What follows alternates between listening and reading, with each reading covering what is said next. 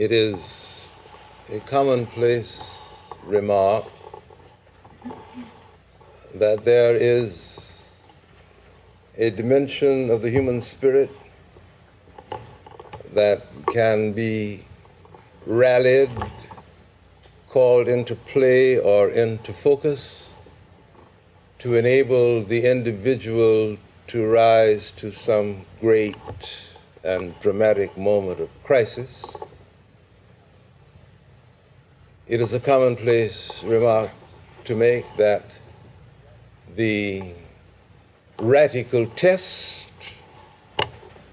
can be most simply defined in terms of that which causes the individual to gather together all of his strength and energies to meet a critical moment in life. But this is not the kind of radical test that I have in mind. The test that is at the center of my thinking this morning has to do with the day by day, the simple, ordinary living of the simple, ordinary life. It is the notion that at any turning in the road, a man may encounter the burning bush and hear the voice say, "Take off thy shoes, for the ground on which thou standest is holy ground." It is the fundamental notion that a man lives his life always under the scrutiny and the judgment of God. And this is not merely a religious idea or one that has standing or status in the religious man's vocabulary or in the swirling vortex of religious experience. It is something that is written large in all expressions and manifestations of life. There is inherent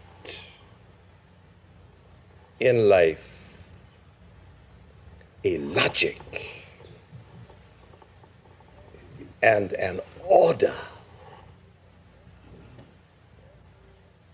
and every facet of life is a mirror of the experience of that life as that life, experiences itself. So that when I say that a man's life is lived under the scrutiny of God,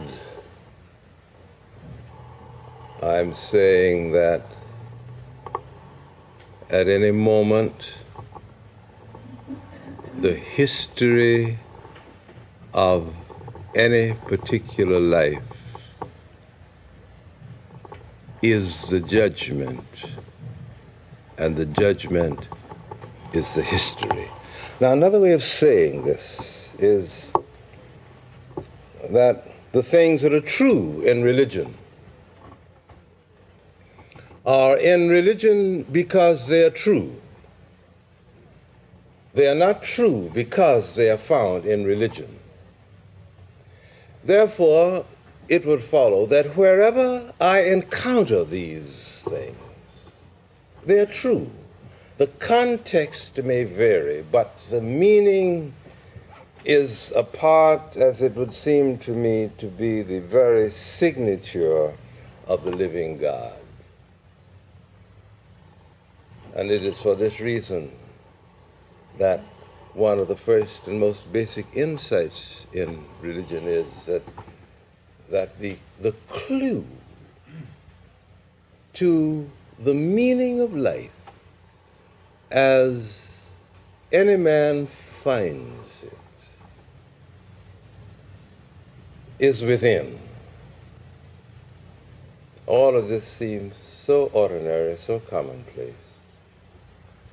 You may have seen on the railway station down here, carved in marble, granite, cement, whatever it is, the words, he who seeks the wealth of the Indies must carry the wealth of the Indies with him. It's the same idea.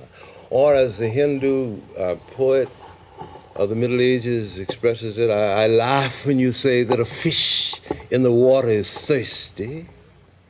Do you seek the real, the true? Go where you will, from Benares in the north to Mathura in the south. If you have not found your own soul, the world is unreal to you. This is what you're talking about. That the clue to the outer is the inner. Therefore, it becomes a part of working morality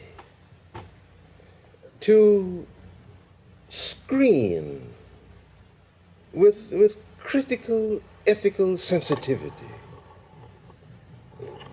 the behavior pattern as the private life describes it, so that the behavior pattern of the private life will not be a repudiation of that which stands at the center of one's inner sense of value and meaning.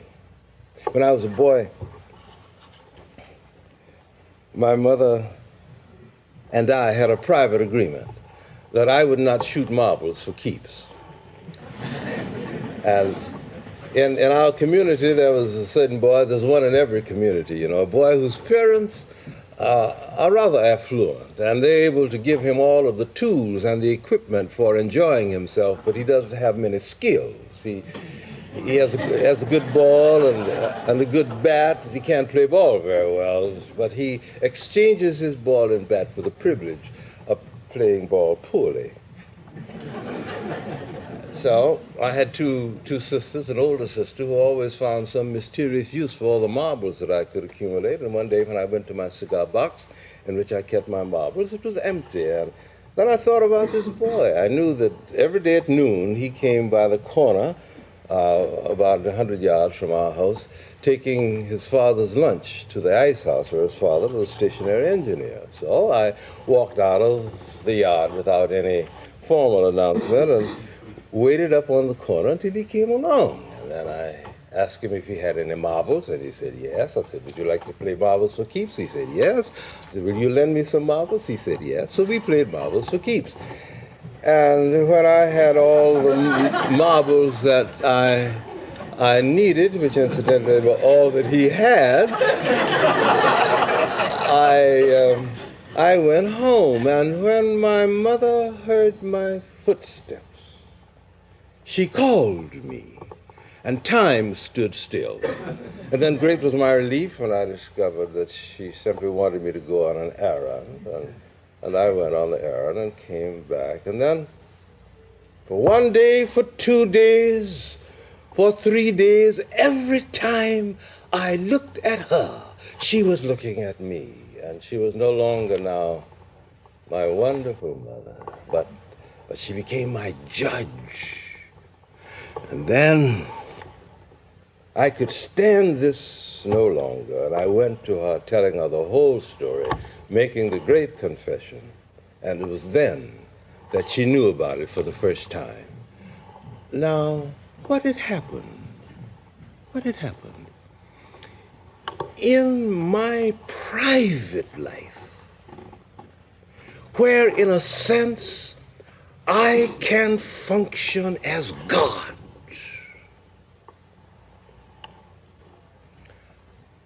I had said yes to what deep at the center of my values I had already said no. and the meaning